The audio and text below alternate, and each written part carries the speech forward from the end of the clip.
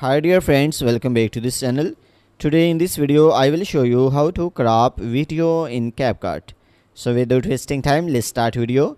If you find this video is helpful for you, then please give like this video and subscribe our channel. So firstly open the CapCut. So when you will open the CapCut, here you can see new project. So click on new project and then select the video which you want to crop. So after selecting the video, so after this, here you can see different options at the bottom side. So just scroll to the left side and here you can see the option. So click on it. So here you can